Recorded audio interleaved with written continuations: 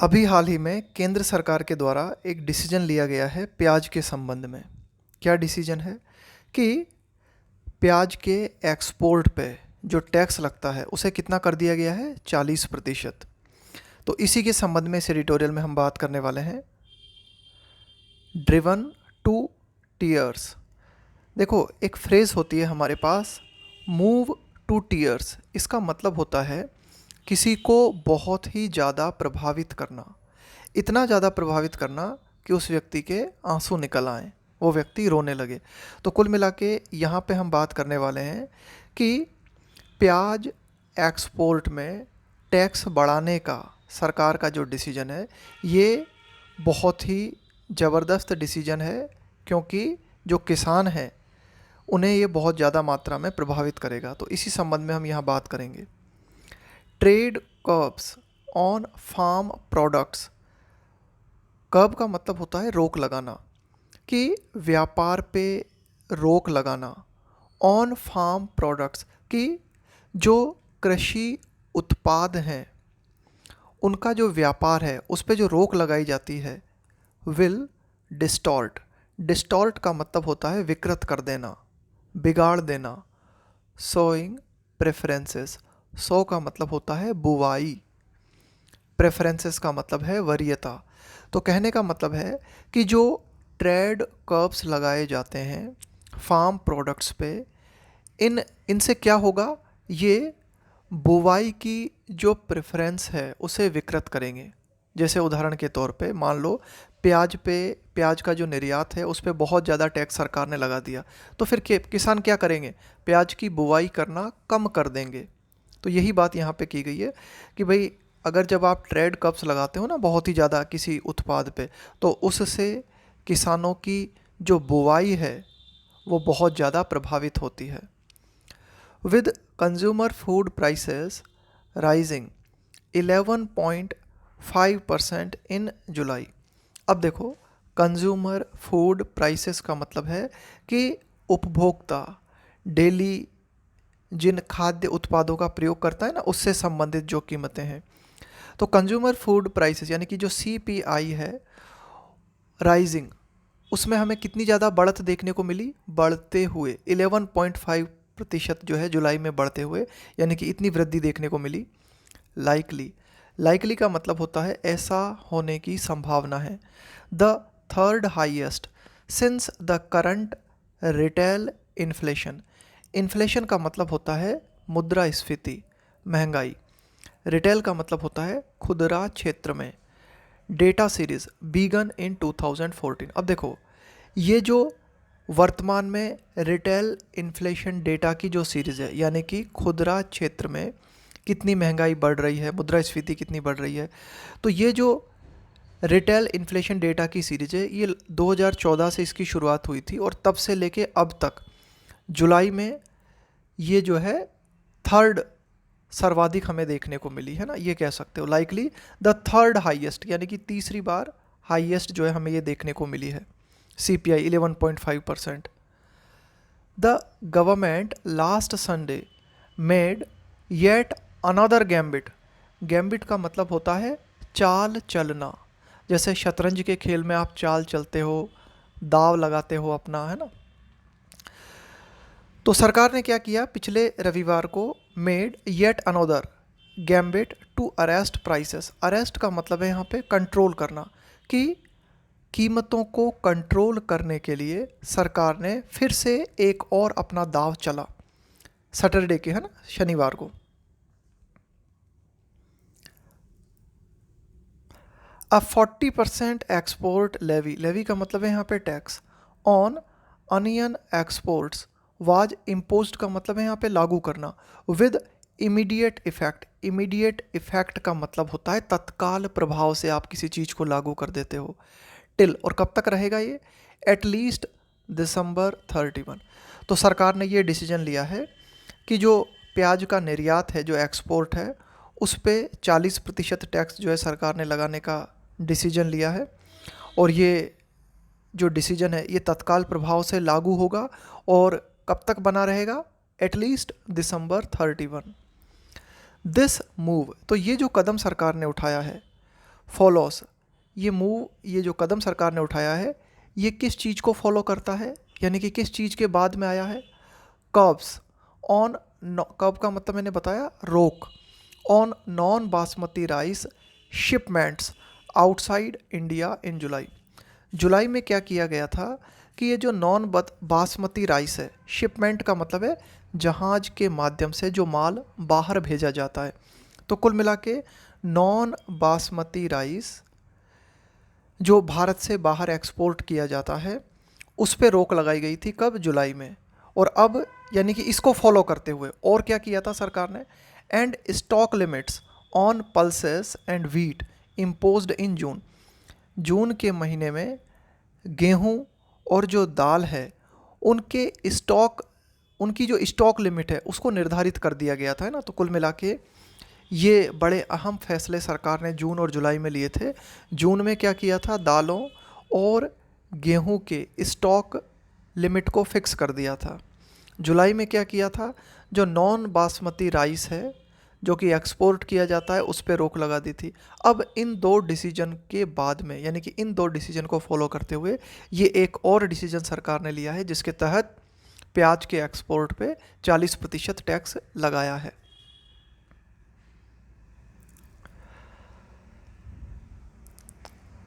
Onion exports विच ग्रू 65% last year. अब देखो प्याज का जो एक्सपोर्ट है यानी कि प्याज का जो निर्यात है उसमें पिछले साल 65% की वृद्धि हमें देखने को मिली थी, है ना। ग्रू का मतलब इतना ग्रो किया। अकाउंटेड फॉर, अकाउंट फॉर का मतलब है कंट्रीब्यूट करना, रिस्पॉन्सिबल होना 8% ऑफ टोटल डोमेस्टिक प्रोडक्शन। यानी कि भारत में जो भी टोटल डोमेस्टिक प्रोडक्शन होता है, जो भी पूरा घरेलू उत्पादन होता है उसका 8% हिस्सा अनियन से निर्मित होता है ना। ये हम यहाँ पे कहना चाह रहे हैं कि यानी कि प्याज का योगदान कितना है, अकाउंटेड फॉर, प्याज का योगदान टोटल डोमेस्टिक प्रोडक्शन में 8% है। और ये भी बात गौर करने लायक है कि पिछले साल प्याज के निर्यात में 65% की ग्रोथ देखने को मिली। ऑन संडे, रविवार को क्या हुआ, the government also announced a hike, hike का मतलब है बढ़ोतरी, इन बफर स्टॉक्स। बफर स्टॉक का मतलब होता है कि आप क्या करते हो, चीज़ों को स्टॉक कर लेते हो बहुत ज़्यादा मात्रा में, ताकि जब प्राइसेस फ्लक्चुएट हों तो आप बफर स्टॉक का सहारा ले सको प्राइसेस को कंट्रोल करने के लिए। तो उसको हम बोलते हैं बफर स्टॉक, है ना। तो बफर स्टॉक का मतलब है एक तरीके से आप क्या करते हो, रिजर्व कर लेते हो, है ना, वस्तुओं को, ताकि आप क्या करो, जब प्राइसेस में फ्लक्चुएशन बहुत ज़्यादा देखने को मिले तो उस फ्लक्चुएशंस को आप जो है ऑफसेट कर सको, संतुलित कर सको उसे। तो सरकार ने यह भी अनाउंस किया रविवार को अ हाइक इन बफर स्टॉक्स, कि बफर स्टॉक्स जो है उसमें और वृद्धि की जाएगी। ऑफ द करी इसेंशियल, करी इसेंशियल का मतलब है यहाँ पे जो आप सब्जी बनाते हो ना उसमें जो ज़रूरी सामग्री होती है, जैसे धनिया पाउडर डालते हो, मिर्ची डालते हो, करी essential by 2 lakh metric tonne. तो कुल मिला के सरकार ने बफर स्टॉक्स को बढ़ाने का भी डिसीजन लिया है, और ये कितना बढ़ाया जाएगा, 2 lakh metric tonne. Onion traders and farmers in the midst of the first upturn in prices after almost 2 years were not impress. अब देखो प्याज के जो व्यापारी हैं और प्याज से जुड़े हुए जो किसान हैं, इन the midst of the first upturn in prices. देखो अपटर्न का मतलब है आपको क्या देखने को मिला है, एक इम्प्रूवमेंट देखने को मिला है ना, कोई चीज़ हायर लेवल पे चली गई है। इन प्राइसेस आफ्टर ऑलमोस्ट 2 year, कि लगभग 2 साल के बाद जो प्याज की कीमतें हैं उनमें जो है इम्प्रूवमेंट देखने को मिला था। लेकिन अब जो सरकार ने डिसीजन लिया है उस डिसीजन से ये जो व्यापारी और किसान है प्याज से जुड़े हुए ये प्रभावित नहीं हुए, यानी कि ये इस डिसीजन से खुश नहीं हुए। Markets were shut in protest in Nashik. अब देखो नासिक, क्यों नासिक का उल्लेख किया है इसको देख लेते हैं हम। नासिक क्या है, Asia's largest onion trading hub, Asia का सबसे बड़ा प्याज का मार्केट है ना। ऑनियन ट्रेडिंग हब यानी कि प्याज की जो खरीद और बिक्री है वो सबसे ज़्यादा यहाँ पर होती है। तो कुल मिला के नासिक में सरकार के इस डिसीजन के विरोध में बाजार जो थे वे बंद थे। ऐसा इसलिए as farmers feared a glut and a price crash, क्योंकि किसानों को ये डर है सरकार के इस डिसीजन से कि अब देखो एक्सपोर्ट पे एक तरह से कंट्रोल करने का सरकार ने प्रयास किया है, एक्सपोर्ट पे टैक्स बहुत ज़्यादा बढ़ा दिया है। तो किसानों को ये डर है कि प्याज जो है उसकी आवक बहुत ज़्यादा हो जाएगी। ग्लट का मतलब होता है किसी भी चीज़ का सरप्लस में होना, एक्सेस में होना, एंड अ प्राइस क्रैश। और किसानों को ये डर है कि जब प्याज बहुत ज़्यादा मात्रा में उसकी आवक हो जाएगी तो प्राइस क्रैश हो सकता है, यानी कि प्याज की कीमतें बहुत ज़्यादा डाउन आ सकती हैं। Maharashtra and Madhya Pradesh account for का मतलब है कंट्रीब्यूट करना, किसी चीज़ के लिए रेस्पॉन्सिबल होना। Almost 60% of India's onion supplies. अब देखो भारत में प्याज की जितनी भी सप्लाई होती है उस सप्लाई में 60% योगदान महाराष्ट्र और मध्य प्रदेश का है। And the deficient rainfall this month, deficient का मतलब है कमी, rainfall this month in parts of these states after excess का मतलब है अधिकता, रेन्स इन जुलाई। अब देखो जुलाई में क्या हुआ था कि महाराष्ट्र और मध्य प्रदेश में बारिश जो है थोड़ी ज़्यादा मात्रा में हुई थी, लेकिन इस महीने हमें क्या देखने को मिला है, यानी कि ये जो अगस्त का महीना है इस महीने हमें क्या देखने को मिला है, जो रेनफॉल है उसमें काफ़ी ज़्यादा मात्रा में कमी देखने को मिली है। यानी कि इन राज्यों की हम बात करें, महाराष्ट्र और मध्य प्रदेश के कुछ क्षेत्रों की अगर हम बात करें तो वहाँ कई जगह पे हमें क्या देखने को मिला है, जो रेनफॉल है उसमें कमी देखने को मिली है। और जुलाई में जो रेनफॉल थी वो ज़्यादा थी।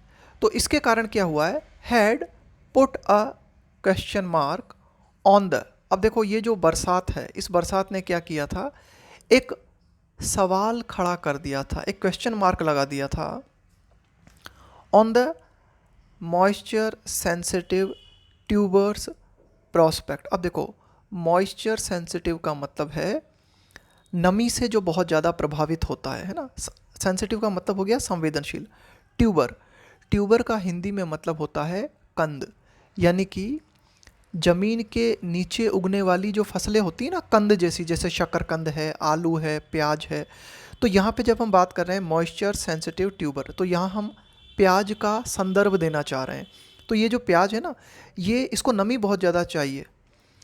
तो कुल मिला के अब अगस्त में बारिश जो है कम हुई, तो इस कम बारिश ने इस संभावना पे, प्रॉस्पेक्ट का मतलब होता है संभावना पे, दिस खरीफ सीज़न, कि इस खरीफ के सीज़न में प्याज की फसल कैसी रहेगी, इस पर एक प्रश्न चिन्ह खड़ा कर दिया है। These worries likely triggered the recent uptick. अब इस तरह की जो चिंताएं हैं प्याज से जुड़ी हुई, बारिश का कम होना, इस तरह की जो चिंताएं हैं, इन चिंताओं ने संभवतया, लाइकली का मतलब है कि भाई चांसेस हैं, मतलब शायद, संभावना है, ट्रिगर का मतलब है किसी चीज़ की शुरुआत कर देना। द रिसेंट अपटिक का मतलब है इंक्रीज होना, बढ़ोतरी होना, in onion prices from around ₹23 a kilo 2 months ago to over ₹31 by this Monday. तो कहने का मतलब है इस तरह की चिंताओं ने, इस बात की संभावना है कि इस तरह की चिंताओं ने शुरुआत कर दी किस चीज़ की, अभी हाल ही में जो प्याज की कीमतों में हमें बढ़ोतरी देखने को मिली। देखो प्याज की कीमतें 2 महीने पहले लगभग कितनी थी, ₹23 पर केजी, और इस मंडे जो है प्याज की कीमतें कितनी देखी गई, ₹31 पर केजी से ज़्यादा, ओवर ₹31। Relative to tomatoes. अब देखो रिलेटिव टू टोमेटोज़, अगर हम टोमेटो से तुलना करें, है ना, टोमेटो के संदर्भ में अगर हम देखें, the other quintessential ingredient for Indian curries. देखो टोमेटो के संदर्भ में अगर हम क्विंटेसेंशियल का मतलब होता है बहुत ही ज़्यादा इम्पोर्टेंट, यानी कि most important part of something. Ingredient का मतलब हो गया घटक। फॉर इंडियन करीज, यानी कि भारतीय सब्जी की अगर हम बात करें तो जो सब्जी बनाई जाती है ना, उसमें जो बहुत ही ज़्यादा आवश्यक तत्व होते हैं, यानी कि आवश्यक जो सामग्री होती है, तो उनमें भी this price surge was not as stark yet. अब देखो, कहने का मतलब है,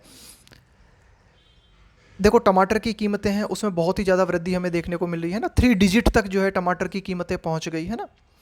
लेकिन this price surge was not as stark, stark का मतलब है यहाँ पे बहुत ही ज़्यादा तीव्र। तो प्याज की कीमतों में ये जो वृद्धि हुई कि 23 रुपये थे, 23 से 31 हो गई, तो ये जो प्याज की कीमतों में बढ़ोतरी थी ये इतनी ज़्यादा तीव्र नहीं थी अन्य इंग्रेडिएंट्स की तुलना में। ऑल्दो, यद्यपि, हालांकि, सम एनालिस्ट, कि कुछ जो विश्लेषक हैं, प्रोजेक्टेड, प्रोजेक्ट का मतलब है एक तरह से अनुमान व्यक्त करना, गैस लगाना, संभावना व्यक्त करना, प्रोजेक्टेड प्राइसेस पर kilo to touch ₹60 to 70 by September. लेकिन कुछ एनालिस्ट जो हैं उनका ऐसा मानना है कि ये जो प्याज की कीमतें हैं सितंबर तक 60 से 70 रुपये प्रति किलो की कीमतों को छू सकती है। टू क्वेल, क्वेल का मतलब होता है शांत करना। अनियन फार्मर्स डिसप्लेजर, डिसप्लेजर का मतलब है कि भाई आप किसी चीज़ से खुश नहीं हो। देखो ये जो डिस लगा हुआ है ना आगे, ये क्या है, शब्द को नेगेटिव बना देता है।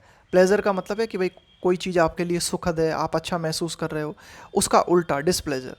Eight the export levy, imposed का मतलब है लागू करना, विदाउट अ फ्लोर प्राइस।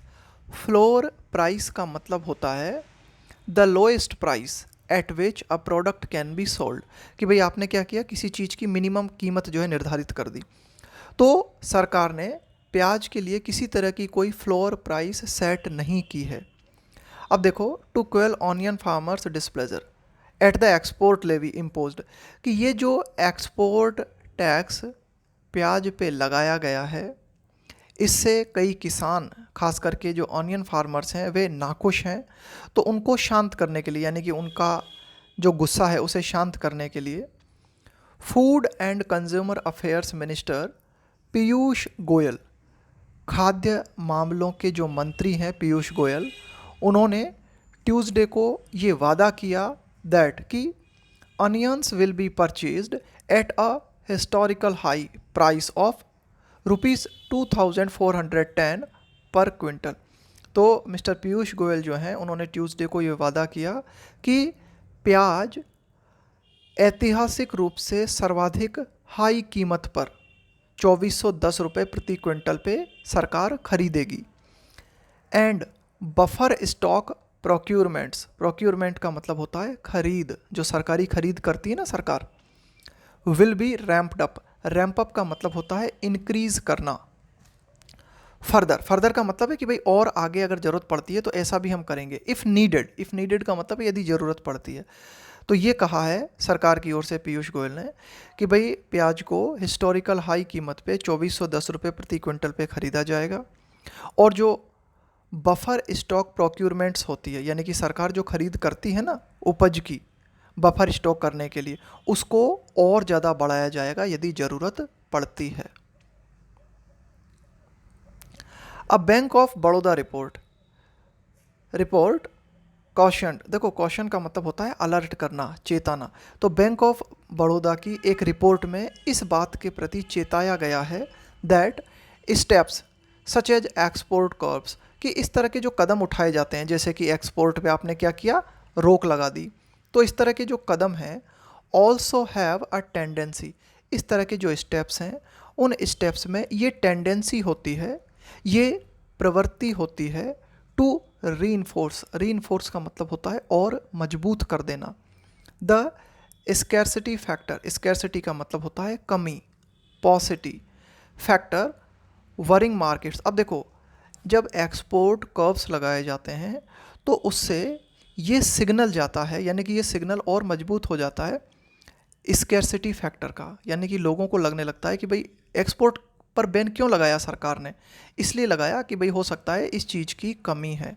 तो जब ये स्कैर्सिटी फैक्टर बाजार में आ जाता है तो इससे मार्केट में चिंताएं बढ़ जाती हैं, worrying factors, and push up prices further. और इसके माध्यम से क्या होता है? पुशअप का मतलब है आगे की ओर धकेलना, पुशअप प्राइसेस फर्दर, और इससे कीमतें और ज़्यादा बढ़ जाती हैं।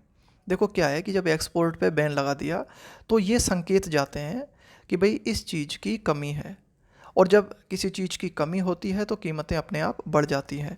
तो बैंक ऑफ बड़ौदा की रिपोर्ट ने ये बताया है कि भाई इस तरह के जो एक्सपोर्ट कर्व्स लगाए जाते हैं उन कर्व्स में ये टेंडेंसी होती है कि वे स्कैर्सिटी फैक्टर को और मजबूत बना देते हैं, यानी कि मार्केट में ये जो स्कैर्सिटी फैक्टर है वो काम करने लगता है और इसके कारण कीमतें और ज़्यादा बढ़ने लगती हैं। How this attempt to balance the interest of consumers and farmers play out. देखो प्ले आउट का मतलब है कि भाई ये किस तरह से अपनी भूमिका निभाएगा आगे चल के। अब क्या होगा कि किस तरह से ये जो प्रयास सरकार ने किया है ये किस तरह से संतुलित करेगा। इंटरेस्ट का मतलब है यहाँ पे हित, ऑफ कंज्यूमर्स एंड फार्मर्स, कि जो उपभोक्ता हैं और जो किसान हैं उनके हितों को ये फैसला किस तरह से बैलेंस करेगा, कि ये जो अटेम्प्ट है ये किस तरह से प्ले आउट करता है, रिमेंस टू बी सीन, है ना, कि भाई आगे ये जो फैसला है सरकार का ये क्या भूमिका अदा करेगा, रिमेंस टू बी सीन, ये देखा जाना बाकी है। रिमेन का मतलब है बना हुआ है, शेष है, बाकी है, यानी कि ये डिसीजन किस तरह से जो है प्ले आउट करेगा, ये डिसीजन अपनी क्या भूमिका निभाएगा, ये देखा जाना बाकी है। A profligate use of such blunt policy. Profligate का मतलब होता है कि आप क्या करते हो, बहुत ही केयरलेसली किसी चीज़ को यूज़ करते हो। जैसे मान लो आप पैसा है उसकी बर्बादी करते हो, या फिर किसी भी चीज़ को आप बुद्धिमत्तापूर्ण तरीके से प्रयोग नहीं करते, उसको हमने कहा प्रोफ्लिगेट। तो profligate use of such blunt policy. देखो यहाँ पे एक शब्द आया है ब्लंट। यहाँ ब्लंट से मतलब है एक तरह से र्यूड। ब्लंट का मतलब है कि without considering other people's feelings. तो कुल मिला के इस तरह के आप कह सकते हो कि बहुत ही केयरलेस वे में जो ब्लंट पॉलिसी लाई जाती हैं। इंटरवेंशन का मतलब है हस्तक्षेप करना, दखलंदाजी देना। एंड्स अप का मतलब होता है परिणति, यानी कि इसका फाइनल रिजल्ट क्या होता है, डिस्टॉर्ट का मतलब है विकृत कर देना, किसी चीज़ को बिगाड़ देना। सोइंग का मतलब मैंने आप सौ का मतलब होता है बुवाई, preferences in the coming year. अब देखो कहने का मतलब ये है कि ये जो प्रोफ्लिगेट यूज़ ऑफ ब्लंट पॉलिसी, यानी कि गैर बुद्धिमत्तापूर्ण तरीके से बहुत ही र्यूड वे में सरकार के द्वारा जो पॉलिसी बनाकर जो हस्तक्षेप किए जाते हैं, इनका फाइनल रिजल्ट क्या होता है, फाइनल परिणाम क्या होता है कि जो सोइंग प्रेफरेंसेस है वो आने वाले सालों में विकृत हो जाती है। स्पेशली खास करके इन द वेरी क्रॉप्स, और खास करके हम बात करें उन फसलों की दैट स्पर का मतलब होता है एनकरेज करना किसी चीज़ को, किसी चीज़ में और ज़्यादा इम्प्रूवमेंट लाना, बढ़ोतरी करना।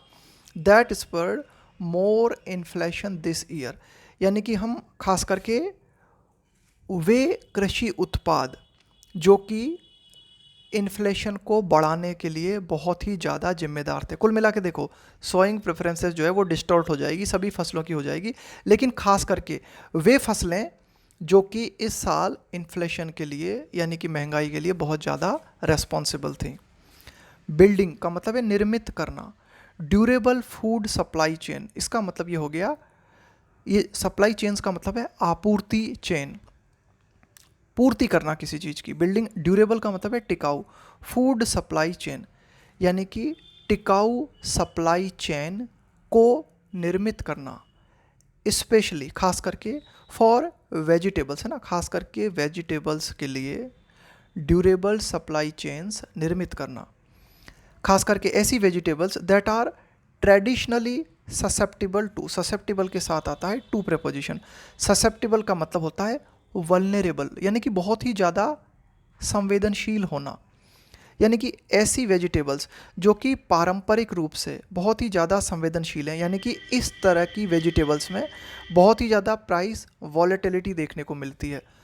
वॉलेटाइल का मतलब होता है रैपिडली चेंजेबल, वॉलेटाइल का मतलब होता है बहुत ही ज़्यादा परिवर्तनशील।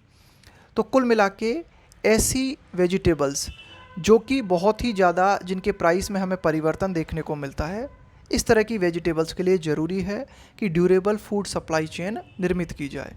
तो देखो यही बात यहाँ पे लिखी हुई है कि building durable food supply chains, है ना, और ख़ास करके ऐसी वेजिटेबल्स के लिए जिनकी प्राइसेस जो हैं वो बहुत ज़्यादा फ्लक्चुएट होती हैं, नीड्स ज़रूरत है ग्रेटर अटेंशन कि वहाँ पर आप ज़्यादा फोकस करो, सो दैट ताकि मॉनेटरी पॉलिसी की जो मौद्रिक नीतियाँ हैं can focus on growth concern, ताकि जो मॉनेटरी पॉलिसी है वो ग्रोथ से जुड़ी हुई जो चिंताएं हैं उन पर हम ज़्यादा फोकस कर सकें।